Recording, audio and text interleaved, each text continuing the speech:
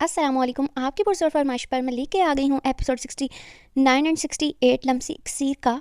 यार आप बिलीव नहीं कर सकते मेरे लिए कितना मुश्किल होता है रिकॉर्ड करना, बिकॉज आजकल मेरे सर में बहुत ज़्यादा दर्द हो रही है। मैं सोच रही थी मैं एक दो दिन अपने आप को स्टे दे दूँ, मैं ना थोड़ी देर रेस्ट कर लूँ, फिर मैं दोबारा इस नावल को रीड करना शुरू करूँगी। बट आपको पता नहीं, आपको ज़्यादा ही अच्छा लगा है कि क्या बात है, या आप मसलन सम टाइम्स मेरे साथ भी ऐसा होता है कि मैं नावल में इतनी डीपली तक उस नावल में घुस चुकी होती हूँ ना कि मुझे होता है जल्दी जल्दी अगला एपिसोड आ जाए, जल्दी जल्दी आ जाए और मैं उसको सुन लूँ, फिर मुझे सुकून आ जाता है, फिर अगले एपिसोड की लग जाती है मुझे धुन। तो मैं क्या शायद आपको भी यही हो, तो मैं सिर्फ आपके लिए नेक्स्ट एपिसोड बना रही हूँ। इवन कि मेरे पास इतना टाइम भी नहीं होता कि मैं अपने एपिसोड का थंबनेल बनाऊँ, उसके लिए कुछ अच्छा सा लिखूँ, मैं वो भी नहीं लिख रही। बस मैं जल्दी जल्दी आजकल अपलोड कर रही हूँ, क्या आप सुन लें।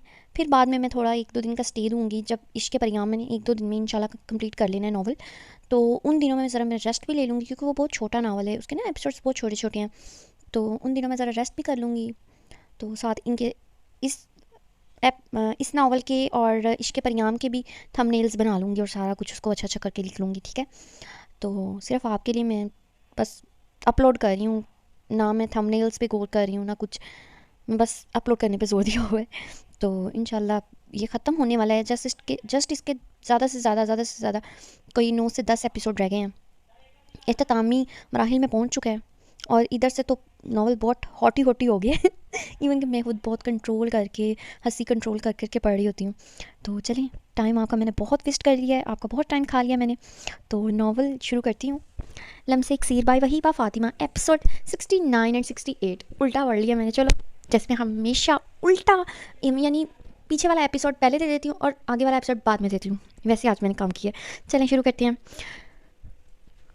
खुशनुमा रंगों से सजी एक हसीन सी सुबह की आमद हो चुकी थी। फ़िज़ा भी इनके मिलन की खुशी में मसरूर सी रक्स करती दिखाई दे रही थी। जिस वक्त इसकी आंख खुली तो खुद को ज़ावियार के मजबूत हसार में पाती धड़कनें एक बार फिर मुतज़लज़ल होना शुरू हुईं।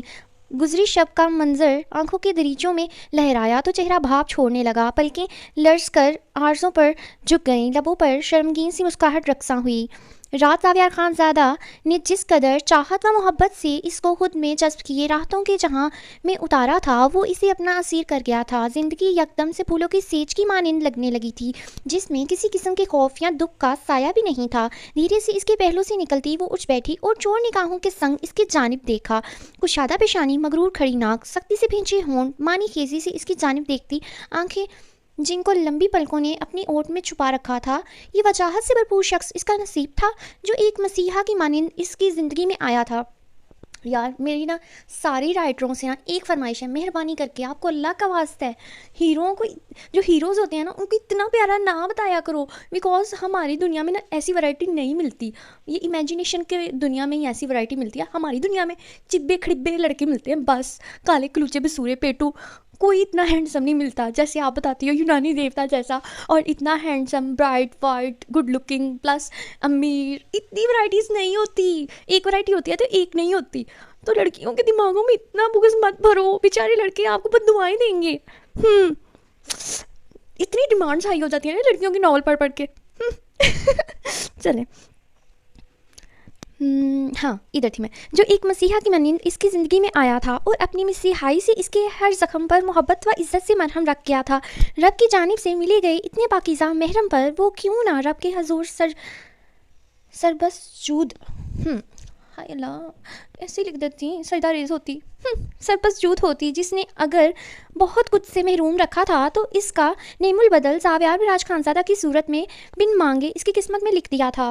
वो मबहूत सी होकर इसके नक्श नक्श को हिफज कर रही थी, जब नज़रें इसकी जबीन पर बिखरे बालों पर अटक गईं। बेख्तियार में धीरे से इसकी जबीन पर झुकी, यूं कि इसकी पुरसकून नींद में खलल ना पड़े, और धड़कते दिल से नामहसूस अंदाज में वहाँ से अपने लब रखते तेज़ी से बेड से नीचे उतरते दिल पर हाथ रखती गहरी सांस भरने लगी। घड़ी पर सुबह के 10 बजते देख वो वार्डरोब की जानिब बढ़ी, लेकिन वहाँ मौजूद अपना कोई भी ड्रेस ना देख लबों को दांतों तले कुचलते कुछ सोचकर ज़ावियार के ड्रेस में से अपने लिए कुछ मुंतखब किए वॉशरूम में घुस गई। 5 मिनट बाद जब वो वॉशरूम से मशगूर सरापा लिए, इतनी मुश्किल मशगूर सरापा लिए ड्रेसिंग मिरर के सामने खड़ी हुई, तो वाइट کھلی ڈھیلی شرٹ کے نیچے بلیک ٹراؤزر میں ملبوس اس کے وجود کا حصہ لگ رہی تھی۔ جب خود سے ہی ٹوٹ کر حیا آنے لگی تو ایک نظر بیڈ پر اب بھی تک سوئے زاویہ خانزادہ کو دکھا۔ وہ دبے پاؤں کمرے سے باہر نکل گئی۔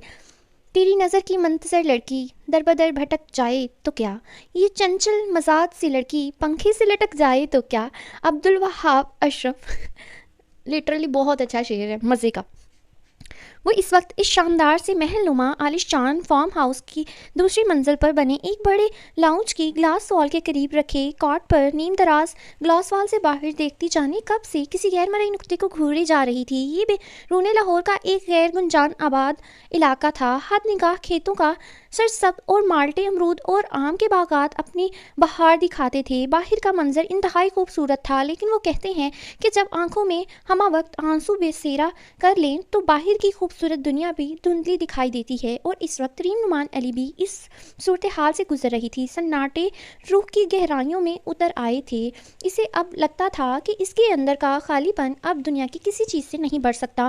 مسئلہ صرف یہ تھا کہ وہ بے مہر بے حس ہر چھائی شخص دل کی دنیا کا پہلا اور آخری مکین تھا۔ اس سے پہلے کب دل کے نخاہانوں میں چھپے جذبات لکھا بھی چھپے ہی ہے، ٹھیک ہے، چھپے جذبے کسی کو یوں سونپے تھے اور اسی نے دل کی دنیا برباد کرتے روح کے بقیے ادھیڑ ڈالے تھے۔ وہ اتنی تکلیف میں تھی کہ فی الحال تو اس کا نام، اس کے الفاظ، حتیٰ کہ فقط اس کا تصور ہی ریم نعمان علی کو اذیت و درد کی نہ ختم ہونے والی سلگتی بھڑکتی بھٹی میں اتار رہا تھا۔ تبھی تو وہ ایک ہفتے سے اس ایک اندیکھی آگ میں جھلستی تیز بخار میں پھنک رہی تھی۔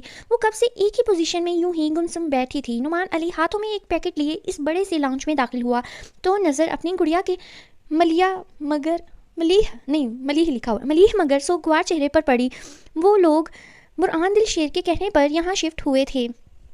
لٹرلی وہیبہ فاطمہ کے ناولز بہت اچھے ہوتے ہیں، بہت اچھے ہوتے ہیں، آئی لائک دیم موسٹ، ٹھیک ہے، بٹ ان کے ناولز پڑھنے کے لیے نا آپ کو اردو لٹریچر ضرور ہونا چاہیے، کیونکہ بہت مشکل ورڈز ہوتے ہیں۔ میرے جیسے سادہ اردو اور یہ سادہ طبیعت انسان کو نا اردو میں بہت مشکل ہوتی ہے۔ Urdu is my last favourite subject, last پہ آتا تھا وہ، بس تو اس لیے مجھے بہت مشکل ہوتی ہے۔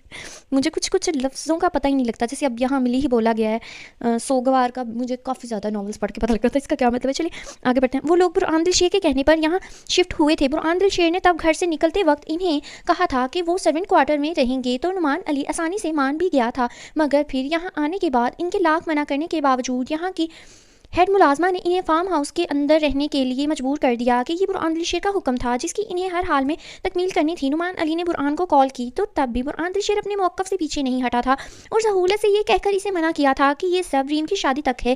ریم کی شادی کے بعد تب تو وہ اسے اپنے پرسنل بنگلے میں ڈرائیور کے طور پر ہائر کر لے گا، اسی لیے وقتی طور پر وہ لوگ فارم ہاؤس میں قیام کر لیں۔ تب نعمان علی کو اس کی بات ماننا پڑی۔ نعمان علی نے اپنی بچی کے چہرے کو ایک نظر دیکھا اور ایک افسردہ سی سانس اپنے اندر کھینچی۔ نعمان علی جانتا تھا اس کی گڑیا کی پوری دنیا ہی بدل گئی ہے، کہ اگر وہ پہلے والی ریم ہوتی تو جو بڑے بڑے خواب اس نے دیکھے تھے اور جتنی وہ نعمان علی سے بھی 4 ہاتھ آگے خوددار تھی، اپنے باپ کو کبھی اس فارم ہاؤس میں رہنے نہیں دیتی۔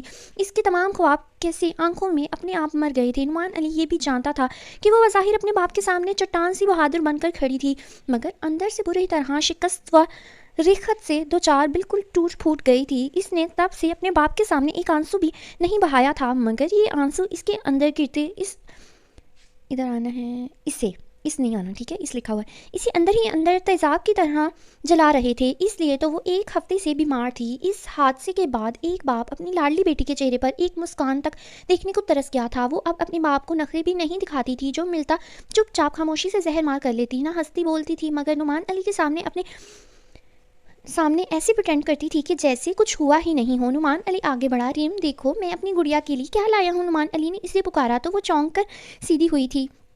کیا لائے ہیں بابا؟ وہ اٹھ کر بیٹھی تو نعمان علی بھی اسی کارٹ پر بیٹھ گیا، مگر ریم تمہیں، مجھے لگتا ہے کارٹ نہیں آنا، ادھر کاؤچ آنا ہے، ٹھیک ہے، ریم تمہیں تو پھر سے بہت تیز بخار ہے۔ نعمان علی نے اس کا سرخ چہرہ دیکھ کر متفکر لہجے میں کہا، بابا میں میڈیسن لے لوں گی تو ٹھیک ہو جاؤں گی۔ وہ لاپرواہی سے بولی، اچھا بتائیں آپ میرے لیے کیا لائے ہیں؟ وہ سب کچھ نظر انداز کرتی اب پیکٹ کی جانب متوجہ ہوئی تو نعمان علی اس کی جانب دیکھ کر رہ گیا کہ ان دوائیوں سے اسے وقتی آرام تو مل جاتا تھا مگر وہ پھر یوں ہی بیمار ہو جاتی تھی۔ ریم نے خود ہی اپنے بابا کے ہاتھوں سے وہ پیکٹ پکڑ کر کھولا تو اندر سے برگر اور پیزے کا پیکٹ برآمد ہوا، جنہیں دیکھ ریم کے چہرے پر لمحے بھر کو ایک سایہ سا آ کر گزرا تھا، مگر وہ اپنے جبڑے بھیج کر سر جھٹک گئی۔ تب نعمان علی کو اندازہ ہوا کہ اسے پھر سے کوئی بات یاد آئی ہوگی۔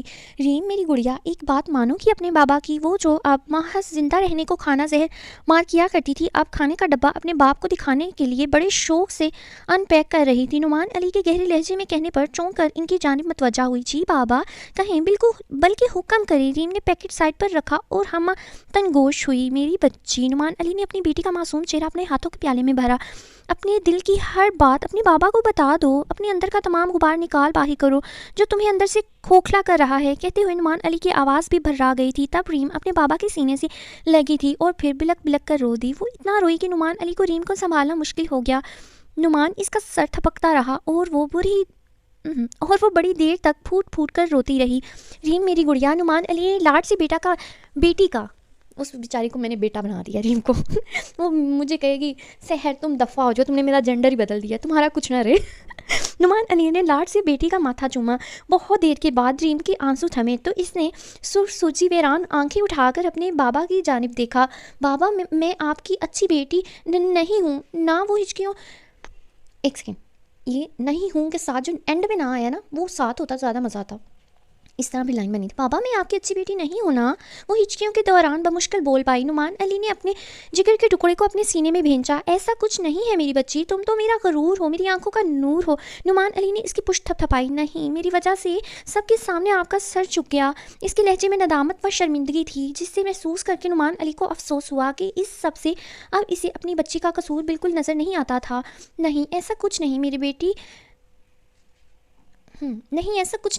میری بیٹی نے ایسا کچھ نہیں کیا جس کی وجہ سے میرا سر جھکے، اور مجھے پورا اعتماد ہے اپنی گڑیا پر کہ نہ وہ کبھی ایسا کوئی کام کر سکتی ہے۔ نعمان علی کے لہجے میں غرور تھا۔ نہیں بابا، میری وجہ سے آپ کی محلے میں بے عزتی ہوئی۔ ریم وہ ذلت یاد کرتے پھر سے سسک پڑی تو نعمان علی نے اس کا چہرہ اپنی سینے سے نکال کر اپنے روبرو کیا۔ محلے والوں کی کسی چھوٹی بات سے مجھے کوئی فرق نہیں پڑتا گڑیا، مجھے صرف اتنا معلوم ہے کہ میری بچی نے ہر حادثے کا مقابلہ بڑی بہادری سے کرتے اپنی عزت کی حفاظت کی، اور مجھے اپنی بچی پر ناز ہے۔ نعمان نے پھر سے کہتے اس کے ماتھے کو چوما تھا۔ اب اگر اپنے بابا کی اچھی بیٹی رہنا ہے تو پھر سے ویسی ہی بہادر بن جاؤ اور جلدی سے ٹھیک ہو جاؤ، مجھے میری پہلی جیسی گڑیا چاہیے۔ ہنستے بولتے والی، یہ والی تو بہت بورنگ اور بزدل سی لگتی ہے۔ نعمان علی نے مسکرا کر کہتے اس کا پھولا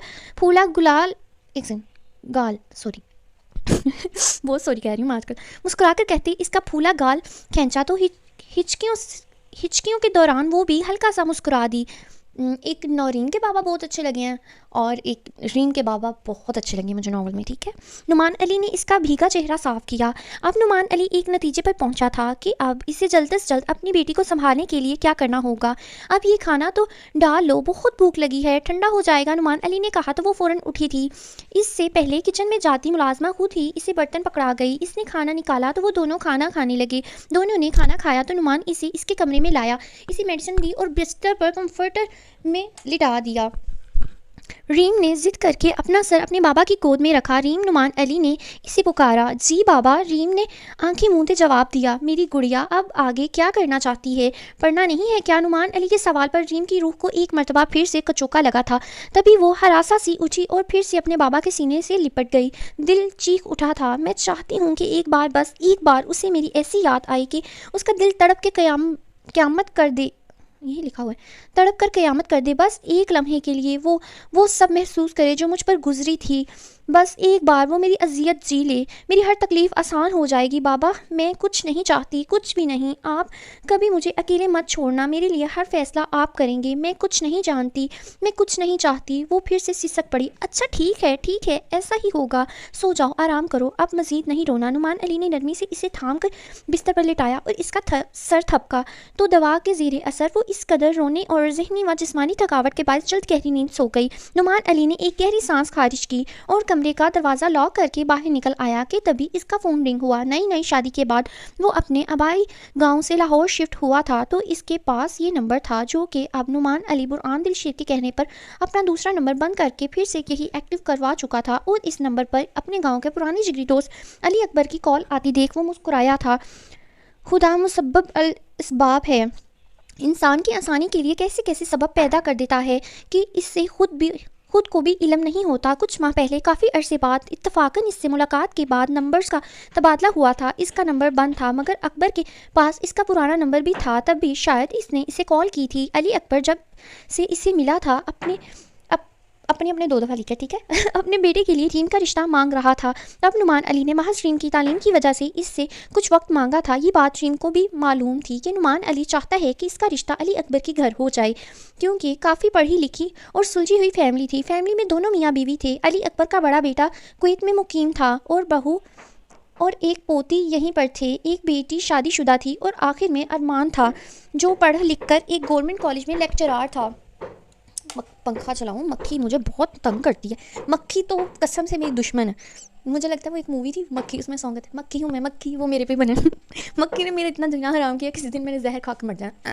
اور نیوز آ رہی ہے سحر جو ہے وقا پر پتہ نہیں کیا کہتے ہیں کہ اس جگہ مری ہوئی ملی، مکھی سے تنگ آ کے یہی کہیں گے، کیونکہ میں اردو میں بہت لوز ہوں تو میری اردو بہت ویک ہے، تو مجھے اس طرح بیان نہیں کرنا آ رہا جیسے وہ کہتے ہیں نا رپورٹرز کے اس جگہ پر یہ بندہ مرا ہوا ملا ہے کہ اس کی وجہ تھی مکھی، یہی ہوگی وجہ میری مرنے کی۔ نعمان علی نے کال اٹینڈ کی تھی، اور ایک سیکنڈ میں زیادہ ہی آگے چلی گئی۔ علی اکبر کا نہیں ادھر بھی نہیں تھے، جو پڑھ لکھ کر ایک گورنمنٹ کالج میں لیکچرار تھا، صحیح شروع کیا تھا میں نے آگے سے۔ نعمان علی نے کال اٹینڈ کی تھی اور چند ضروری باتوں اور حال احوال پوچھنے کے بعد علی اکبر نے پھر سے اپنا مدعا بیان کیا تھا۔ یار نعمان علی، اب تو کوئی ہاں یا نہ میں جواب دے دے دو، میرے بیٹے نے، یہ کیا بات ہے، یہ دے اور دو اتنا علیحدہ لکھا ہوا ہے، ہاں یا نہ میں جواب دے دو، میرے بیٹے نے شادی کے لیے جلدی مچائی ہوئی ہے اور میں چاہتا ہوں کہ ریم بیٹی ہی میری بہو بنے، الحمدللہ، کم از کم رشتے کے ہاں تو کر دو نا، تاکہ ہمیں کوئی آسرا لگا رہے، شادی بے شک بچی کے پیپرز کے بعد کر دینا۔ علی اکبر کا لہجہ پیار بھری دھونس اور عاجزی لیے ہوئے تھا۔ نعمان علی نے تشکر کے احساس سے آسمان کی جانب دیکھا۔ میری طرف سے رشتہ پکا سمجھو اکبر، مگر میں چاہتا ہوں کہ بچوں کے درمیان منگنی کی بجائے ڈائریکٹ نکاح جیسا مضبوط بندھن بندھے۔ اگلا جمعہ اس نیک کام کے لیے کیسا رہے گا؟ اور نکاح کے بعد رخصتی کا واہ ویلا مچایا تو تمہارے دانت توڑ دوں گا۔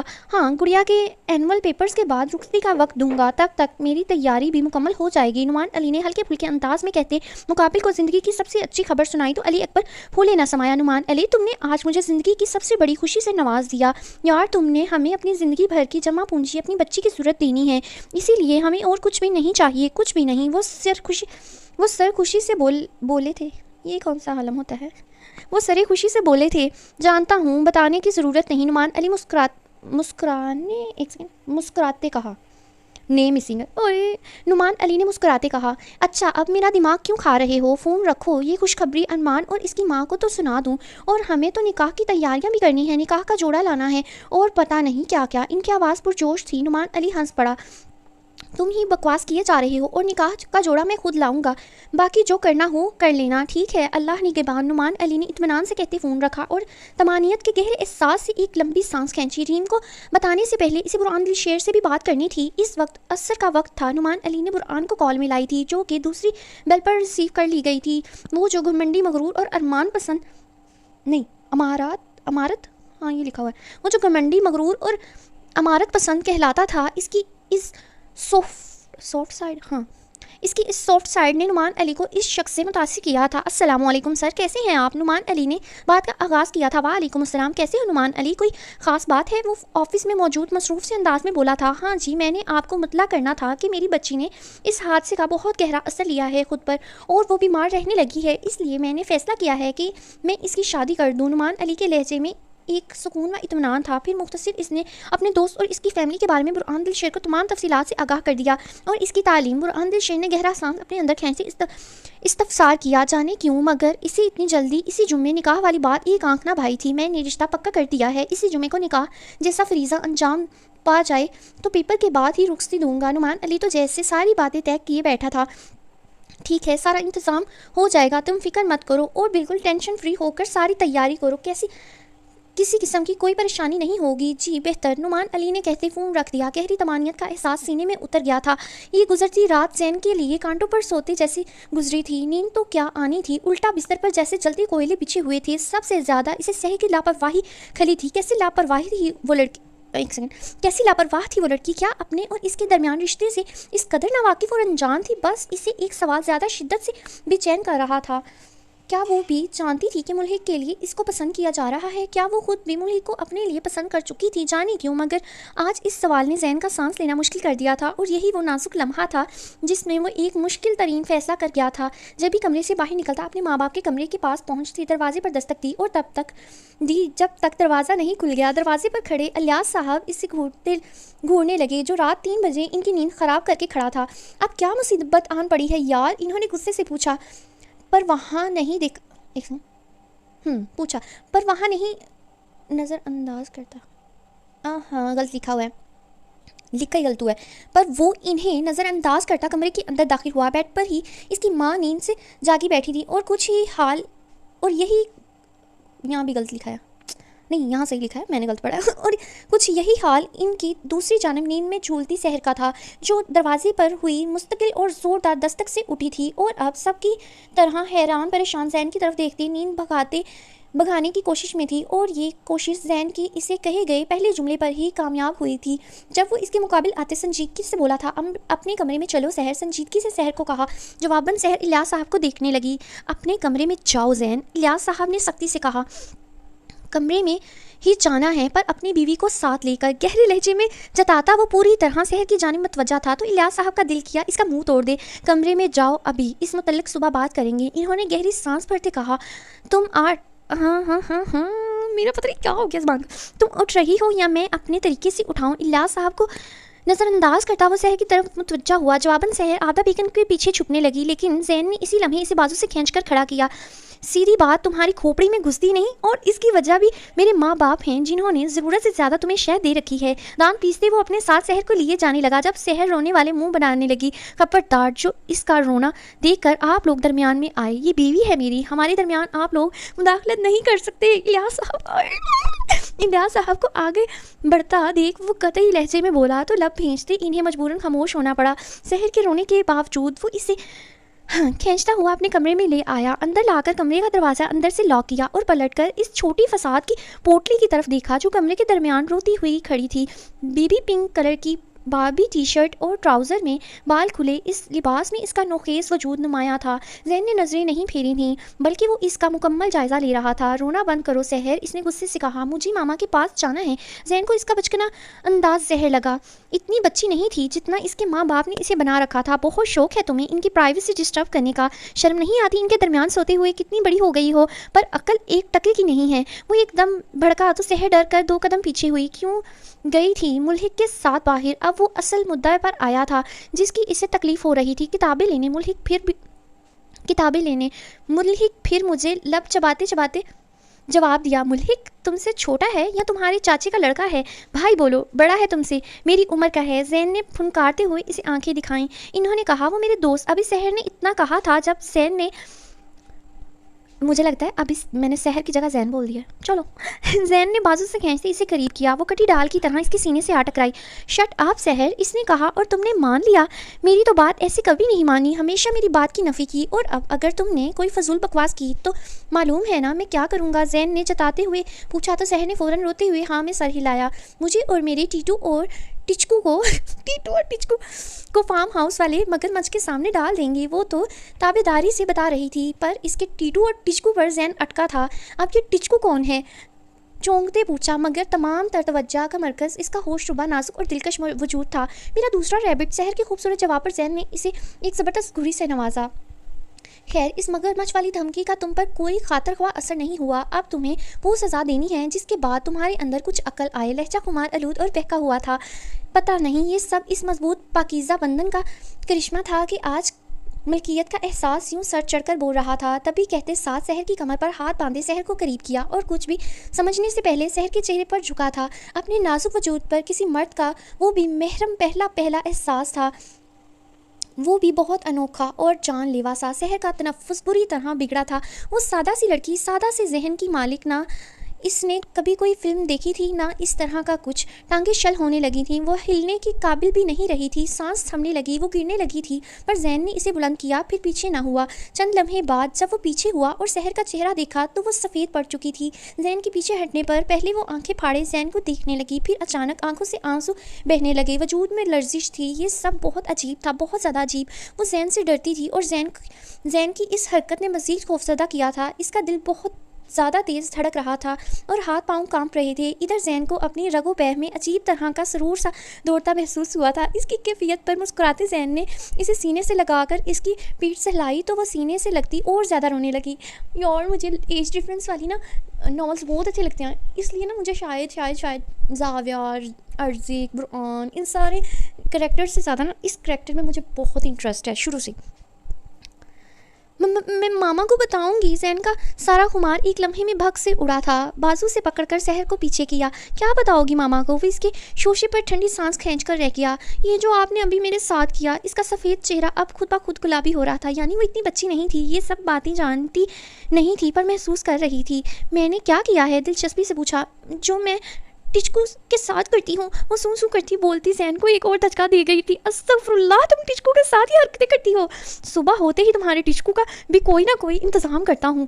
وہ منہ میں بڑبڑاتے ایک سیکنڈ تب کر بولا تھا. آپ بہت برے ہیں ملحق بھائی اچھے ہیں. وہ جو اپنے لے میں بولنے لگی تھی زین کی نگاہوں کی وجہ سے اس کے نام کے ساتھ یک دم بھائی جوڑ گئی, پر اس لمحے میں ملحق کا نام بھی زین کو زہر لگا تھا. تم ٹچکو کو پیار سے ایسا کرتی ہو نا؟ پیار سے ایسا کرتی ہوں, ہاں یہ لکھا ہے. کچھ سوچتے اس نے سحر سے پوچھا. جواباً سحر نے اس بات میں سر ہلایا. تو میں نے بھی تو پیار سے ہی کیا ہے, زین نے پچکارتے کہا. نہ جانے کیوں اب اس کی بے وقوفانہ باتیں مزہ دے رہی تھیں. اس کی کم عمری اور لا علمی اچھی لگ رہی تھی. کیا وہ ایک نایاب ہیرا, ایک سیکنڈ ادھر ہے آنا شاید, کیا کی جگہ پہ گیا لکھا ہوا ہے. کیا وہ ایک نایاب ہیرا ہے؟ احساس ہو رہا تھا اتنی بولڈنس کے زمانے میں اسے ایک چھپی ہوئی کلی ملی تھی جو بالکل شبنم کے قطرے کی طرح پاک تھی, جس کے ذہن میں بھی ایسا کوئی خیال نہیں گزرا تھا. آپ نے سزا دی تھی. وہ زین کا ہاتھ جھٹکنے لگی. مطلب وہ سادہ تھی مگر بے وقوف نہیں. نہیں, میں نے بھی پیار کیا ہے اور اب میں نے فیصلہ کیا ہے میں تم پر غصہ نہیں کروں گا, نہ تمہیں کوئی سزا دوں گا. بس جب بھی تم کوئی نافرما برداری کرو گی یا میری شکایت موم ڈیڈ سے کرو گی, میری بات نہیں مانو گی, ملحق کے ساتھ باہر جاؤ گی یا اسے بغیر بھائی کہے پکارو گی, تو میں تمہاری ہر خطا کے بدلے تمہیں ایسے ہی پیار کروں گا.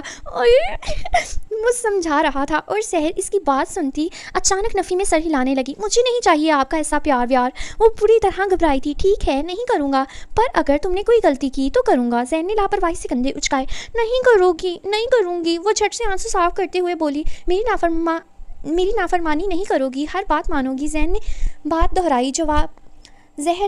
میرا نام ہے, میں پھر بھی غلط لیتی ہوں, کیا ہوں میں. جواباً سحر نے اس بات میں سر ہلایا. اوکے, تو کل جب موم ڈیڈ تم سے پوچھیں گے کہ کہاں رہو گی تو تم خود کہو گی کہ تم اس کمرے میں میرے ساتھ رہو گی, ورنہ اور تم کہو گی کہ ٹیوشن بھی مجھ سے لوگی. زین جملہ ادھورا چھوڑ گیا, پر سحر بخوبی سمجھی تھی جب بھی فوراً اس بات میں سر ہلاتے قبول کیا. ملحق کے ساتھ باہر نہیں جاؤ گی اور موم کو خود منع کرو گی, تمہیں ملحق سے نہیں پڑھنا. زین نے دوسری بات دہرائی. اس بار بھی سحر نے قبول کیا. اوکے, اب جاؤ بستر پر لیٹ جاؤ, میں فریش ہو کر آ رہا ہوں. زین کے کہنے کی دیر تھی. وہ باقی جملہ مکمل ہونے سے پہلے بیڈ پر لیٹی کمبل میں گھس گئی. اس کی پھرتی پر زین گہرا مسکرایا. افسوس ہوا کہ اس مس فتنہ سے ایسی ڈیلنگ کا خیال پہلے کیوں نہ آیا. یہ اگلے دن کی بات تھی کہ نعمان علی نے ریم کے ساتھ ناشتہ اس کے کمرے میں ہی کیا تھا اور وہ اسے ضروری کام کا بول کر باہر چلا گیا تھا. وہ یوں ہی خود پر کسلمندی طاری کیے بستر میں پڑی رہی. صبح سے دوپہر ہو گئی مگر کب تک. آخر اکتا کر اٹھی, اپنا ایک سادہ سا سوٹ لے کر واش روم گئی اور فریش ہو کر باہر آئی تو نیلی قمیص اور شلوار میں تھی. اسکارف گلے میں لپیٹا اور کمرے سے نکل کر سیڑھیاں اتر کر کچن میں چلی آئی. اس نے اس گھر کو تو اب نوٹ کیا تھا. یہ عالیشان محل نما لکشری گھر کس کا تھا. وہ الجھی مگر فی الحال کچن میں چلی آئی جہاں ایک ملازم مستعدی, یہ لکھا ہوا ہے, مستعدی سے اپنا کام یا مصروفیانہ انداز کہہ دو, چلو, سے اپنا کام سر انجام دے رہا تھا. جبھی نہیں تھی, میل نہیں ہے, فیمیل ہے, جبکہ دوسری تھوڑی عمر رسیدہ تھی. دو تھی نا, تو وہ کہہ رہی ہیں کہ ایک بڑی مگن ہو کے کام کر رہی تھی اور دوسری جو تھی نا وہ ذرا عمر رسیدہ تھی اور پہلی کے سر پر کھڑی اس سے کام کروا رہی تھی. ریم کو کچن میں آتا دیکھ وہ ہیڈ ملازمہ اس کی جانب متوجہ ہوئی. کچھ چاہیے آپ کو بیٹا؟ کچن کے دروازے پر حیران سے حیران سی بڑی بڑی سیاہ آنکھیں لیے اس نے ریم سے پوچھا تو ریم نے ایک گہرا سانس اپنے اندر کھینچا. مجھے اپنے بابا کے لیے کچھ بنانا ہے, آپ مجھے بتا دیں کیا بنانا ہے, میں بنوا دیتی ہوں, انہوں نے نرمی سے کہا. دال چاول. ریم نے نروس ہوتے اپنے ہاتھ کی انگلیاں چٹکائیں. ٹھیک ہے بیٹا, بن جائے گا آنا ادھر, ٹھیک ہے. انہوں نے بغور اس کی جانب دیکھتے کہا جنہیں اس گندمی نازک سی لڑکی کی تمام دن کی روٹین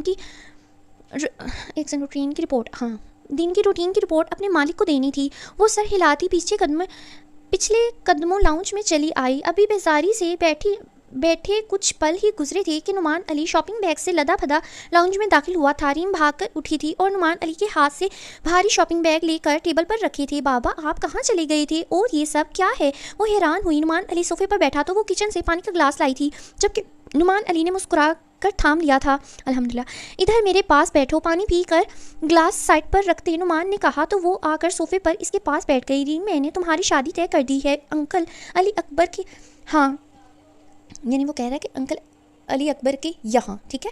ان کا بیٹا ارمان کافی سمجھدار اور سلجھا ہوا لڑکا ہے. اس جمعے کو تمہارا نکاح ہے. اگر تمہارے دل میں کوئی سوال ہے تو اپنے بابا سے شیئر کر سکتی ہو, یا کوئی اور مسئلہ. یہ کہتے نعمان علی نے بیٹی کے چہرے کے اتار چڑھاؤ دیکھنے چاہے تھے, مگر اسے مایوسی ہوئی کہ وہ بڑی مستقل مزاجی سے بے تاثر اور سپاٹ چہرہ لیے اطمینان سے اپنے بابا کے پاس بیٹھی رہی. کوئی سوال, کوئی مسئلہ نہیں بابا, جیسے آپ مناسب سمجھے, اس نے نگاہیں جھکائے دھیمے لہجے میں کہا, اور اپنے دل کو کسی بڑے پتھر تلے اطمینان سے کچل دیا. اپنی چیزیں دیکھ لو, کسی چیز کی ضرورت تو بتا دو. نکاح کا جوڑا اس پیکٹ میں ہے. نعمان علی اس کی رضامندی پر آسودگی سے مسکرایا تھا. ریم نے باپ کا اطمینان سے بھرپور چہرہ دیکھا. باپ کے چہرے پر موجود یہ سکون اسے اپنے دل کی مکمل بربادی کے باوجود سکون دے گیا تھا. تبھی وہ اب نعمان علی کے سامنے شاپنگ بیگ کھول کر ان میں موجود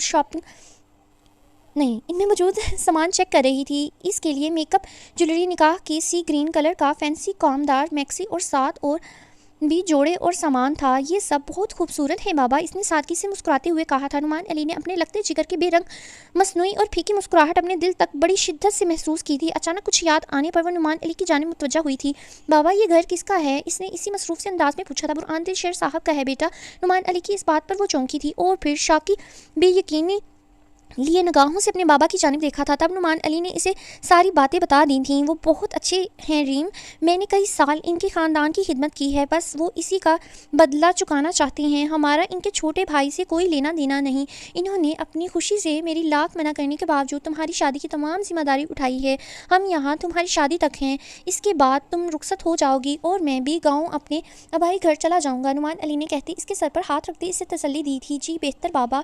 وہ اس سے آگے کچھ کہہ نہیں پائی تھی, نہ کچھ کہنا چاہتی تھی. آپ کی پسندیدہ دال چاول بنے ہیں, کھانا لگاؤں؟ وہ سر جھکاتی کہتی اٹھ گئی. اگر میرا جگر گوشہ کھائے گا تو میں بھی کھاؤں گا, نعمان علی نے کہا تو وہ پھر سے ہنس دی. ٹھیک ہے, آپ کچن میں چلیں, میں سامان رکھ کر آتی ہوں. وہ کہتی شاپنگ بیگ اٹھائے اپنے کمرے میں آ گئی. ایانارا اندر آؤ. ایانارا کی موجودگی محسوس کرتے برہان نے ایلف کو خود سے الگ کرتے کہا تو دروازے پر کنفیوز اپنی چوری پکڑے جانے پر ایانارا گھبراتی ہوئی اندر آئی. جی. برہان اور ایلف کے سامنے آتے سر جھکاتے کہا, یہ کیوٹ سی لڑکی آپ کی بیوی ہے؟ ایلف نے محبت سے ایانارا کو دیکھتے پوچھا. اس کے لیے اس لڑکی سے محبت کرنے کی ایک ہی وجہ کافی تھی کہ یہ لڑکی برہان دل شیر کی بیوی تھی. ہاں بیوی ہے, پر یہ کیا بات ہوئی؟ کیا صرف یہی کیوٹ ہے؟ میں کیوٹ نہیں ہوں. ایانارا کا شرمایا روپ دیکھتے برہان نے شرارت سے پوچھا. میرے تو بھائی ہیں, مجھے تو لگیں گے. یہ تو ایانارا بھابھی بتائیں گی کہ کیوٹ ہیں یا نہیں. ایلف نے ایانارا کی طرف یہاں نا دیکھتا لکھا ہے, دیکھتے پوچھا تو ایانارا پریشانی سے دونوں کو دیکھنے لگی. بتاؤ ایانارا, کیوٹ ہوں میں؟ برہان نے کچھ روب سے پوچھا تو ایلف برہان کو گھورنے لگی. میں باہر جا رہی ہوں. بنا برہان کی پکار سنے وہ کمرے سے باہر بھاگی تھی. پیچھے ایلف اور برہان زور سے ہنسے تھے. بہت کیوٹ ہے میرا بھائی. زہر, تم پاگل ہو گئی ہو. بہت کیوٹ ہے بھائی. یہ کہاں سے ملی؟ ایلف نے دلچسپی سے پوچھا. ایانارا کے نام پر برہان کی خوشی, یہ ایکسٹرا ورڈ بہت غلط لکھا ہوا ہے, خوشی بخوبی دیکھ رہی تھی. ایک سیکنڈ. ایلف نے دلچسپی سے پوچھا. ایانارا کے نام پر برہان کی خوشی وہ یہاں وہ آنا ہے, ٹھیک ہے, یہ لکھا خوشی وہ بے خوبی دیکھ رہی تھی. چڑیلوں کے جنگل سے نکال کر لایا ہوں. ایک آنکھ دباتا وہ اٹھ کھڑا ہوا. ایلف کے سر پر ہاتھ رکھتے کمرے سے باہر نکلا. اس کا رخ اسٹڈی روم کی طرف تھا۔ اسٹڈی روم میں پہنچتے ہی اس نے اپنے مینیجر کو میسج سینڈ کیا جس میں ایلف دل شیر کی طرف سے عرضی خانزادہ کو خلا کا نوٹس بھیجنے کا حکم تھا۔ اب وہ مزے سے عرضی کے ریئیکشن کا منتظر تھا۔ وہ جانتا تھا اس کا یہ اسٹیپ دیکھ عرضی سٹپٹا جائے گا۔ زاویار سو کر اٹھا تو کمرے کو خالی پایا۔ ایک دل فریب مسکراہٹ ہونٹوں پر رقصا تھی۔ گزری شب بے حد حسین تھی۔ وہ فریش ہوتا کچن میں آیا تو انہماک سے انڈا فرائی کرتے دیکھ چوکھٹ سے بازو ٹکا گیا۔ ایک نظر اس کے حلیے پر ڈالی تو لب دبا کر مسکراہٹ ضبط کی۔ بار بار اس کی بڑی سی شرٹ کے بڑی سی آستین اوپر کرتی وہ جنجلائی ہوئی تھی۔ اسی چکر میں اس کی فیورٹ شرٹ کی آستین بھی گندی کر چکی تھی۔ اتنی بڑی شرٹ ہے یہ، اس میں تو میرے ساتھ ایک اور بھی آ جائے۔ زرمش کی جنجلائی آواز پر زاویار نے آگے بڑھتے یکدم اسے اپنے حصار میں لیا تو زرمش کے منہ سے ہلکی سی چیخ نکلی، پیچھے ہٹیں پلیز، میرا انڈا جل جائے گا۔ شرم پر جنجلاہٹ کا پردہ ڈالتی وہ لاپرواہی سے بولی تھی، ورنہ در حقیقت اس کے لمس پر دل سکڑ کر پھیلا تھا۔ انڈے کی فکر ہے اپنے شوہر کی نہیں جو کمرے سے رو کر آیا ہے۔ زاویار کا لہجہ سنجیدہ ہوا تو زرمش چونکی، پلٹ کر زاویار کا چہرہ دیکھا۔ کیوں روئے ہیں آپ؟ زاویار کے گال پر ہاتھ رکھتے فکر مندی سے پوچھا۔ جبرائیل، اس کی فکر مجھے سکون نہیں لینے دے رہی۔ وہ واقعی غمزدہ تھا۔ یکدم زرمش کو سینے میں بھیجتے رنجیدگی سے کہا، پریشان مت ہوں، سب ٹھیک ہو جائے گا زاویار۔ زرمش نے اسے تسلی دی مگر پھر بری طرح چونکی تھی۔ لیکن یہ جبرائیل کون ہے؟ زرمش کو پھر فکر لاحق ہوئی۔ زاویار اس سے پیچھے ہوتا اس کا چہرہ دیکھنے لگا۔ جبرائیل محمل شایان اور ارہا کا چھوٹا بھائی۔ بہت سنجیدگی سے انتہائی غیر سنجیدہ بات کی تھی۔ زرمش کو چند لمحے لگے سمجھنے میں اور آنکھیں حیرت سے پھٹ پڑیں۔ بڑے غصے سے زاویار کے سینے پر ہاتھ مارتی وہ پیچھے ہوئی۔ اپنا انڈا دیکھا تو انڈا مبارک سیاہ فرائی پین میں سیاہ ہوا فرائنگ پین کا ہی ایک حصہ لگ رہا تھا۔ بہت برے ہیں زاویار آپ، اور کتنے بچے ہیں آپ کی لسٹ میں؟ ایک ہی بار بتا دیں، میں ان سب کے نام یاد کر لیتی ہوں، پھر ایک ہی بار ساتھ فکر کریں گے ان کی۔ غصے سے سینے پر ہاتھ باندھتے وہ اکڑی زاویار کو بہت کیوٹ لگی۔ یہ اچھا آئیڈیا ہے، دیکھو سب سے پہلے شایان، پھر ارہا، پھر جبرائیل، پھر ابراہیم، پھر نشا، پھر عائشہ، پھر انابیہ، پھر معیز، پھر رابعہ۔ پھر بولتے بولتے اس کی نظر زرمش پر پڑی جو لال سرخ ہوئی حیرت سے منہ کھولے زاویار کو دیکھ رہی تھی۔ وہ چند پل رکا، پھر ہینا بس اور نہیں۔ زاویار نے مسکراتے کہا، میں کوئی بلی ہوں جو اتنے بچے دوں گی، یا مرغی رکھتی ہوں جو مہینے میں 15 انڈے دے گی؟ جل بھن کے وہ تن کے زاویار کے سامنے آتی ناک پھلاتی بولی جب زاویار نے جھک کر اس کی ناک پر اپنے لب رکھے۔ زرمش پل میں پیچھے ہٹنے لگی۔ یہاں نا پروف رائڈنگ شاید نہیں ہوئی تو نا ناول میں کہیں کہیں نا ایکسٹرا ورڈز ہیں، کہیں ورڈز خراب لکھے ہوئے ہیں، تو اس وجہ سے ذرا اٹک رہی ہوں میں۔ زرمش پل میں سمٹتی پیچھے ہٹنے لگی جب زاویار نے کمر میں ہاتھ باندھتے راستہ بند کر دیا۔ تم صرف اپنی کمر کس لو، خود کو مضبوط کرو مجھے جھیلنے کے لیے، باقی یہ میں تمہیں بتا دوں گا کہ مجھے بہت سارے بچے چاہیے، بالکل تمہارے جیسے کیوٹ جو میری اور تمہاری ناک میں دم کر دیں، اور پھر تم غصے میں میرے پاس ان کی شکایت لے کر آؤ۔ دیکھیں زاویار، جبرائیل نے کپڑے گندے کر لیے، شایان اسکول سے لڑ کر آیا ہے، ارہا نے میرا میک اپ توڑ دیا، وغیرہ وغیرہ، اور پھر رات کو تھک کر میرے پہلو میں لیٹو۔ اور میں پھر سے ابھی وہ بول ہی رہا تھا جب زرمش نے اس کے لبوں پر ہاتھ رکھا۔ اتنے بے شرم آپ کیسے ہو سکتے ہیں زاویار کے سینے پہ چہرہ چھپاتی وہ حقیقتاً چھپنے کی جگہ تلاش کر رہی تھی۔ تمہارے معاملے میں میں بہت احتیاط کرتا ہوں، ابھی تم اپنے لیے میری دیوانگی سے ناواقف ہو۔ معنی خیزی سے اس کے چہرے پر اپنی محبت کے کوسوں قزاز سے رنگ اور وجود پر بے باک نشان دیکھتا وہ زرمش کے بالوں پر لب رکھتا، وہ جذب کے عالم میں اسے خود میں بھیج گیا۔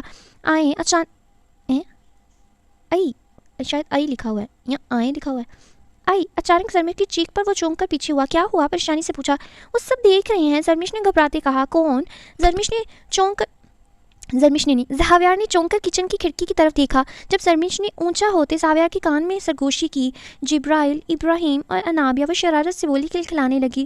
زاویار نے بھرپور مسکراتے زرمش کو بازو میں اٹھا لیا اور فارم ہاؤس کے گارڈن کے حصے میں لے جانے لگا۔ کہاں لے جا رہے ہیں زاویار؟ میرے کپڑے نامناسب ہیں اور ناشتہ، مجھے بھوک لگ رہی ہے۔ وہ زاویار کی غربت کو سوچ کر گھبراتی ہوئی بولی، تمہیں لگتا ہے میری زندگی کی اس حلیے میں تمہیں میرے علاوہ کوئی اور دیکھ سکتا ہے؟ زاویار کے پوچھنے پر وہ اطمینان سے نفی میں سر ہلانے لگی جب نظر سامنے پڑی جہاں لان میں ہی ناشتے کا خوبصورت انتظام تھا۔ ہٹ کی صورت میں سفید جالیوں سے سوئمنگ پول کے کنارے پر نرم کشنز سے بیٹھک بنائی گئی تھی، درمیان میں فریش جوسز رکھے گئے تھے۔ واہ، وہ خوش تھی، اسے کبھی کسی نے سرپرائز نہیں دیے تھے، اور اس قدر حسین صبح تو اس نے سوچی ہی نہیں تھی۔ تھینک یو زاویار، نم لہجے میں کہتی وہ زاویار کے بازو میں ہاتھ ڈالتی اس کی گردن پر لب رکھ گئی۔ اور یہ پہلی بے باک پیش قدمی تھی جو زرمش کی جانب سے ہوئی تھی. Thank to you. مجھے کبھی اپنی زندگی اتنی حسین نہیں لگی جتنی اس وقت تمہیں پا کر لگ رہی ہے. وہ سچ کہہ رہا تھا. زرمش کی نم آنکھوں پر لب رکھتا وہ ناشتے کے لیے اسے نرمی سے سفید کشن پر اتار گیا. اپنے ہاتھوں سے اسے ناشتہ کرواتا وہ کوئی نہ کوئی ایسی شرارت یا شریر بات ایک سیکنڈ کوئی نہ کوئی ایسی شریر بات کہتا یا تو زرمش اس کے چہرے ہاں میں مائی مسٹیک رائٹنگ صحیح ہے ٹھیک ہے. یا تو زرمش اس سے نظریں چرا جاتی یا پھر ہاتھوں کی مٹھی بناتی اسے مارتی. وہ آفس روم میں تھا جب اس کا اسسٹنٹ مائی مسٹیک سوری وہ آفس روم میں تھا جب اس کا اسسٹنٹ نے اسے اجازت ملنے پر ایک خالی لفافہ اس کے ٹیبل پر رکھا تھا. سوالیہ نظروں سے دیکھتے اس نے وہ لفافہ چاک کیا لیکن اندر سے نکلنے والے پروانہ دیکھ یوں لگا جیسے آفس کی چھت اس کے سر پر گری ہو.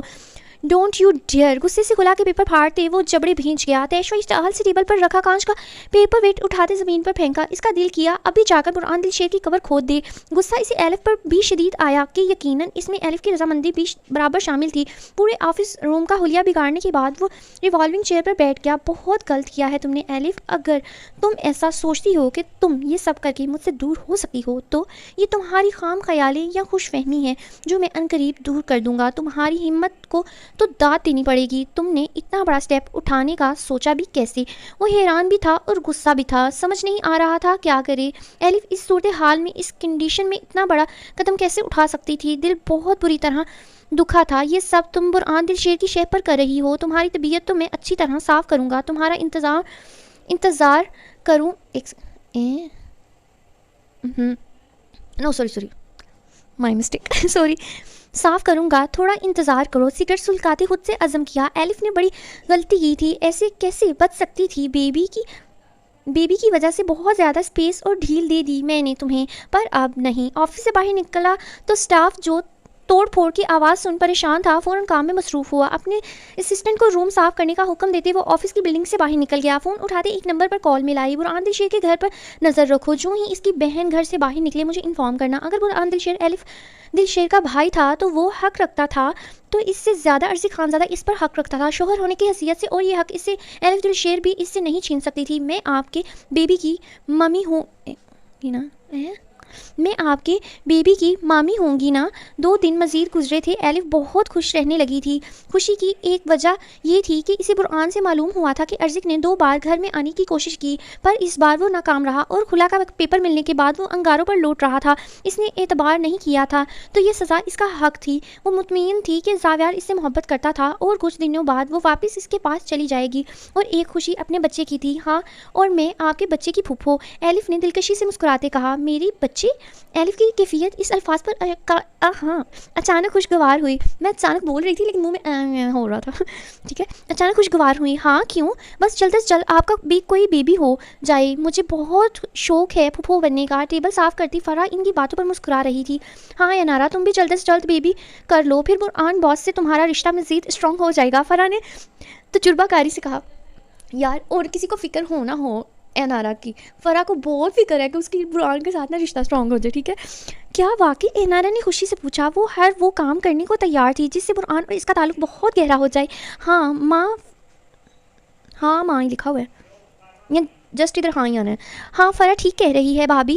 اس بارے میں آپ کو برہان بھائی سے بات کرنی چاہیے. ایک بیبی ہو جائے گا تو گھر بھرا بھرا ہو جائے گا. ایلف نے بسکٹ منہ میں ڈالتے کہا تو ینارا سوچ میں پڑ گئی. میں آج ہی اینجل باری سے بات کروں گی. وہ بہت سوچنے کے بعد گویا ہوئی. یوں تو وہ چند دن سے ایک کمرے میں رہ رہے تھے پر ینارا کو یہ بات پوری طرح کھٹکتی تھی کہ برہان اسے گریز کرتا تھا. اس کے قریب نہیں آتا تھا. برہان کا خود سے دور رہنا اس کے لیے باعث تکلیف تھا. وہ اب یہ بات شدت سے محسوس کرنے لگی تھی. ہاں مگر اس وقت فرح یا ایلف کے پاس ایلف کے ساتھ شیئر نہیں کر سکتی تھی. ان کی باتیں دیر تک جاری رہیں. پھر ایلف اپنے کمرے میں چلی گئی اور فرح انیکسی میں. اینارا اپنے کمرے میں بیٹھی برہان کی منتظر تھی پر یہ انتظار طویل تر ہوتا گیا کہ رات نے ایک کا ہندسہ پار کر لیا. نیند آج آنکھوں سے کوسوں دور تھی. بس وہ خوفزدہ ہونے لگی تھی. آخر برہان کیوں اس کی ذات کی نفی کر رہا تھا؟ کیا اس کی ذات کی حقیقت برہان کو قدم اس کی جانب بڑھانے سے روک رہی تھی؟ دل شدید رنج و غم میں مبتلا تھا. جب 1.5 घंटा मजीद गुजरा, आंखें नम होने लगीं। इसी लम्हे बुरहान थका हुआ कमरे का दरवाज़ा खोलते अंदर दाखिल हुआ। सिर्फ एनारा से दूरी बनाए रखने के सबब वो बेमकसद ज़्यादा वक्त बाहर गुजारने लगा था। अभी भी वो यही सोचकर आया था कि कमरे में वो सो चुकी होगी, पर इसे जागता पाकर फिक्र होने लगी। तुम अभी तक जाग रही हो?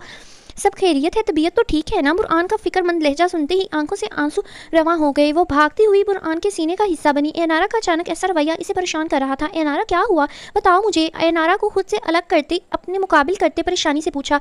एंजल बारी, मुझे भी चाहिए प्लीज़। वो सर झुकाए रोते हुए बोली तो बुरहान नासमझी से इसे देखने लगा। क्या चाहिए मुझे बताओ, लेकिन रोना बंद करो। बुरहान ने नरमी से इसे पुचकारते कहा। मुझे बेबी चाहिए। वो बोलते हुए एक मरतबा फिर रोने लगी थी और बुरहान दिल शेर को एक बहुत बड़ा दचका दे गई थी। बुरहान ने अपने अंदर सर्द सी सांस खींची, इसे बेड पर बिठाया और पानी का गिलास उठाकर ज़बरदस्ती इसके लबों को लगाया। बुरहान इसके बहुत करीब बैठा था। थोड़ी सी थाम कर भीगा चेहरा अपने रूबरू किया और इसकी आंखों में झांका। अब बताओ पिंक रैबिट, ये बात तुम्हारे दिमाग में क्यों और कैसे आई? वो नरमी से पूछ रहा था। एनारा ने शिकायती निगाहों से इसे घूरा। बीबी से शोहर और बीवी का रिश्ता मजबूत होता है, ये बात मुझे मालूम है। वो नरूठेपन से बोली। और तुम्हें किसने कहा कि हमारे बीच का रिश्ता कच्चा है? बुरहान ने कहते दांतों तले लब दबाई, मगर फिर एनारा के अल्फाज ने इसके कानों में छोटे छोटे धमाके किए थे। सोचा नहीं था वो इसकी मोहब्बत में पूर डूबी लड़की इतनी जल्दी मोहब्बत के तकाज़ों की इतनी गहराई तक जा पहुंचेगी, मगर ये हो चुका था। तो फिर आप मुझसे दूर क्यों रहते हैं और मुझसे गुरेज क्यों बरतते हैं? आखिर क्यों? वो मुश्किल ही सही मगर ये अल्फाज अदा कर गई थी। आंखों से भी आवाज़ आंसू बहाए गई। कहीं इस वजह से तो नहीं कि मेरे साथ मेरे साथ गलत हुआ था और मेरा ताल्लुक इस गंदी जगह से। खामोश हो जाओ एनारा। बुरहान ने पहली मरतबा इसकी गुलाबी लबों पर उंगली रखते ज़रा सख्त लहजा इख्तियार किया था। ये अपने दिमाग में किस किस्म की फजूल तरीन सोचें पाल कर बैठी हो? तुम्हें लगता है मुझे इस चीज़ से कोई फ़र्क पड़ता है? अगर फ़र्क पड़ता तो मैं तुमसे निकाह ही क्यों करता, अहमक लड़की। बुरहान दिल का कहना, मगर ये कहना के आगे मगर ही है, ठीक है। मगर इसके रोने में शिद्दत ही आई थी। बुरहान ने इसे चुप करवाया। ओके फ़ाइन, वो कहता उठा और ड्रेसिंग रूम तक गया। जब वहाँ से बाहर निकला तो इसके हाथ में एक पैकेट था। जाओ ये पहन कर आओ, बुरहान ने बेतासुर मगर नरम लहजे में कहा था। एनारा ने सवालिया निगाहों से इसकी जानिब देखा, मगर बुरहान की आईब्रो उचकाने पर घबराते जल्दी से पैकेट उठाकर वॉशरूम में घुस गई। एनारा ने वॉशरूम में वो पैकेट खोलकर देखा, जिसे खोलकर देखते ही इसके दांतों तक पसीना छूट गए थे। स्याह रंग का बारीक नाइट गाउन था। अभी अपने हक का मुतालबा बड़ी दीदा दलेरी से करते इसे अंदाज़ा नहीं था कि इस मरहले के पहले ही कदम पर इसे यूँ महसूस होगा जैसे रूह कफ से अंसरी से अभी परवाज़ कर जाएगी। इसने काफ़ी देर वॉशरूम में ही खड़े होकर गुजार दी, मगर अपने कारगुजारी का ख्याल आते ही कांपते हाथों से लिबास तब्दील किया। फिर वो लाल पुपू का चेहरा लिए खुद में तमाम तर हिम्मत यकजा करती कमरे से बाहर निकली थी, जहां सामने ही वो अब नीली टी शर्ट ट्राउज़र में इत्मीनान से दोनों हाथ अपनी ठोड़ी तले रखे बेड पर बैठा इसका मुंतज़िर था। एनारा पर निगाह पड़ते ही वो जैसे निगाह हटाना भूल गया था। वो जानता था वो खूबसूरत है, मगर इस कदर दिलकश नाजुक कान से वजूद की मालिक है, इसे आज अंदाज़ा हुआ था। स्याह रंग में कान सा शफाफ सुनहरी वजूद चांदी की तरह जगमगा रहा था। करीब आओ अब, इसे वहीं दरवाजे पर जमे देख बुरहान ने खुमार आलूद लहजे में मुतालबा किया तो एनारा को वैसे ही अपना दम निकलता महसूस हुआ। वो वहीं खड़ी अपनी उंगलियां चटखाने लगी। अब क्या हुआ, निकल गई गुब्बारे से हवा? बुरहान इसे छेड़ते पीछे बेड पर नींद दराज हुआ, अपने सर तले दोनों बाजू रखे। एनारा ने खूफगी भरी निगाहों से इसको देखा, जो इसकी पतली हुई हालत पर हिज उठा रहा था। वो पाँव पटक कर वापस वॉशरूम जाने लगी। जब इतनी ही तेज़ी से वो अपनी जगह से उठा और इतनी ही तेज़ी से इसके करीब आकर इसके बाजू में भर गया। एंजल बारी, वो इसके इस जानलेवा एटीट्यूड से घबराई थी। क्या हुआ एनारा? बुरहान दिल शेर कि आज रात ही एंजल बारी पूरी तरह डेवल बन जाए और तुम्हें इसका वो रूप देखना पड़े जो बहुत ज़्यादा भयानक है। वो संजीदा लहजे में गैर संजीदा बात कहते इसे नरमी से बेड पर उतार गया और फिर किसी गहरी घटा सा इसके ऊपर झुकते इसके माथे पर मोहब्बत की मोहर सबकी। और फिर बुरहान दिल शेर ने इसे कुछ कहने की भी मोहलत नहीं दी थी, या यूँ कहना बेहतर होगा वो इसकी सांस लेने तक की मोहलत भी नहीं दे रहा था। इसके पूरे चेहरे को इसने अपने बेबाक शिद्दत भरे पुरतपश लम्स में महका दिया था, लेकिन फिर बुरहान के हर अमल के साथ इसका चेहरा खौफ व घबराहट के बायस सफ़ेद पड़ने लगा। बुरहान जानता था वो सांस नहीं ले पा रही और शायद वो यही चाहता था। इसकी गिरफ्त में इंतहा की शिद्दत और सख्ती थी कि एनारा की आंखों में आंसू फिसल कर बुरहान को अपने चेहरे पर नमी महसूस हुई। इसके साथ ही वो बहुत अचानक इससे दूर हुआ था। बुरहान दिल शेर ने सख्ती से सांस खींचते अजियत की इंतहा से अपने जबड़े बेंचे। वो जानता था एक राज کھلے بغیر، ایک مسٹری حل ہوئے بغیر، اپنے وحشت پر قابو پائے بغیر وہ اس رشتے میں آدھا قدم بھی آگے نہیں بڑھ پائے گا۔ اور اس وقت بھی یہی ہوا تھا اس سے۔ انارا جاؤ، چینج کر کے آؤ، اس کی جانب پشت کیے وہ سنجیدگی سے بولا۔ انارا جو بیڈ پر روتے ہوئے گہرے گہرے سانس بھر رہی تھی، پل میں اٹھی اور واش روم میں غائب ہو گئی۔ وہ جب واش روم سے باہر آئی تو اسی سادہ سے پرنٹڈ شلوار قمیض میں تھی، چہرے پر ناقابل فہم سے تاثرات تھے۔ انارا ادھر آؤ اور سو جاؤ، برہان نے اسے پکارا۔ وہ چپ چاپ بیڈ پر آئی اور حسب معمول اس کے سینے پر سر رکھ کر لیٹ گئی۔ اگلے کچھ دن میں مصروف رہوں گا، اپنا خیال رکھنا، اس کے بعد میں دنیا کی ہر خوشی تمہارے قدموں میں ڈال دوں گا، بس تمہیں کچھ دیر اور صبر سے کام لینا ہے۔ اس کی پشت ربط کرتے وہ آنکھیں موندے دھیمے لہجے میں کہہ رہا تھا، ادھر آنا کہہ، ٹھیک ہے، ادھر آیا کہی، دھیمے لہجے میں کہہ رہا تھا۔ انارا بے قرار تھی مگر پھر بھی زبردستی اپنی آنکھیں موند لی، جانے کب نیند آئی مگر وہ پھر گہری نیند سو گئی۔ مگر ایک شخص کو کانٹوں پر گھسیٹ کر زاویہ اس وقت اس کے سامنے لیپ ٹاپ کھولے اس کے کمپنی کے نئے پروجیکٹ کے بارے میں ضروری پوائنٹس بتا رہا تھا، کیونکہ ان دنوں وہ ایہان کے زیادہ قریب رہنا چاہتا تھا۔ تبھی اپنی سیکرٹ میٹنگ بھی اسی کے مینشن میں جان بوجھ کر ارینج کی تھی، مگر برہان دل شیر کی تمام تر توجہ وال گلاس کے باہر لان میں سوئمنگ پول کے پاس کھڑے سگریٹ میں اپنی جان جھونکتے ایہان دل شیر پر مرکوز تھی۔ تم جاری رکھو، میں سن رہا ہوں، برہان نے کہا اور ایہان کی جانب دیکھتے گلاس وال کے بالکل قریب چلا آیا۔ اب وہ پینٹ کی جیبوں میں ہاتھ ڈالے بغور اس کی پشت دیکھ رہا تھا، جو ملکے سے حلیے میں وہاں کھڑا جانے کیا سوچ رہا تھا۔ کافی بری حالت تھی، بال جو بے تحاشا اسٹائلش انداز میں بن کی صورت باندھے رکھے ہوتے تھے، عجیب بے ڈھنگے انداز میں بڑے ہوئے کندھوں پر بکھرے تھے، بیئرڈ بھی سادہ ہی بڑھ رہی تھی، لگتا تھا 2-3 دن سے لباس بھی بدلنے کی توفیق نہیں کی تھی۔ برہان دل شیر نے ایک گہری سانس خارج کی، اسے لگا تھا دنیا میں ایک وہ خود ہی جو بہت بڑا ڈھیٹ واقعہ ہوا ہے، مگر ابھی ان دنوں اندازہ ہوا وہ غلط تھا کہ ایہان دل شیر اس سے بھی زیادہ ڈھیٹ واقعہ ہوا تھا۔ وہ ڈھٹائی میں اپنے بڑے بھائی سے 2 قدم آگے ہی نکلا تھا۔ برہان دل شیر نے اسے ٹوٹ پھوٹ کا شکار ہوتے دیکھا تھا، اپنی آنکھوں سے شکست و ریخت کا شکار ہوتے دیکھا تھا۔ اسے یہ بھی معلوم تھا کہ وہ بے تحاشا رویا ہے، وہ بیمار بھی رہا تھا اور ان دنوں بے حد تکلیف میں تھا، مگر برہان کو تکلیف اس بات سے تھی کہ اب بھی وہ اپنی خود ساختہ ڈھٹائی پر قائم، خود پر جیسے پتھر کا خول چڑھائے پھر رہا تھا۔ کیا وہ اپنی انا کی بت کی پاش کرتے اپنے بڑے بھائی سے اپنی ہر تکلیف شیئر نہیں کر سکتا تھا؟ آخر ایسی بھی کیا ضد تھی؟ برہان دل شیر کو اس کی خاموشی سے چڑ ہوئی تھی، وہ اپنی شخصیت مسخ کرتا خود کو تباہ و برباد کر رہا تھا۔ تبھی اس پتھر پر ایک آخری کاری ضرب لگانا بے حد ضروری تھا تاکہ وہ خول چٹک کر ٹوٹ جائے۔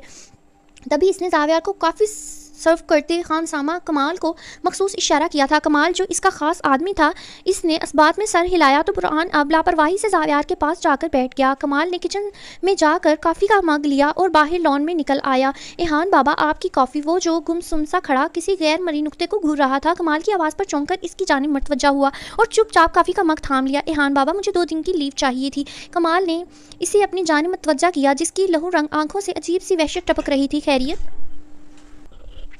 خیریت فیملی میں تو سب ٹھیک ہے نا؟ ایہان نے خود کو کمپوز کرتے پوچھا۔ پہلے نعمان علی اور پھر کمال۔ اسے کسی کے خود کو چھوڑ جانے کے نام سے ہی وحشت سی ہوئی۔ جی ہاں فیملی میں تو سب ٹھیک ہے، دراصل پرسوں جمعہ کو نعمان علی کی بچی کا نکاح اور رخصتی ہے، اس میں شرکت کرنی ہے مجھے، سوچا 1 دن پہلے چلا جاؤں گا تو ہاتھ بٹا دوں گا اس کا۔ کمال اطمینان سے کہتے جیسے ایہان دل شیر کی روح کا ایک حصہ ادھیڑا تھا یا سینے سے کلیجہ نکال کر اپنے پیروں تلے کچلا تھا۔ اس سے سمجھ نہ آئی، بس دھڑا دھڑ 7 آسمان اپنے سر پر گرتے محسوس ہوئے تھے، کانوں میں جیسے چھوٹے چھوٹے دھماکے سے ہونے لگے تھے۔ ایہان بابا تو میں لیو پر جا سکتا ہوں؟ کمال کو اسے پھر سے مخاطب کرنا پڑا تھا۔ نعمان علی اس کا فون آیا تھا کیا؟ نمبر تو بند ہے اس کا۔ ایہان کو بولنے میں شدید تکلیف ہو رہی تھی، اسی لیے اس نے اپنا گلا کھنگارتے اسے بری طرح رب کیا۔ نہیں اس نے کہا اس کا فون چوری ہو گیا ہے، اس لیے نمبر تو بند ہے۔ میری ملاقات تو مارکیٹ میں ہوئی تو وہ شاید بچی کے نکاح کا جوڑا لینے آیا ہوا تھا تو تب بتایا اور دعوت بھی دی، وہ اور ایڈریس تو دیا ہوگا۔ ایہان نے کھانستے کافی کا مگ پاس پڑی کرسی پر رکھا، نکاح کا جوڑا سینے میں درد کے ابال سے اٹھنے لگے، یوں لگتا تھا جیسے دم گھٹ جائے گا۔ نہیں ایہان بابا، اس نے کہا تھا کہ فون آن کر کے ایڈریس بھیج دے گا۔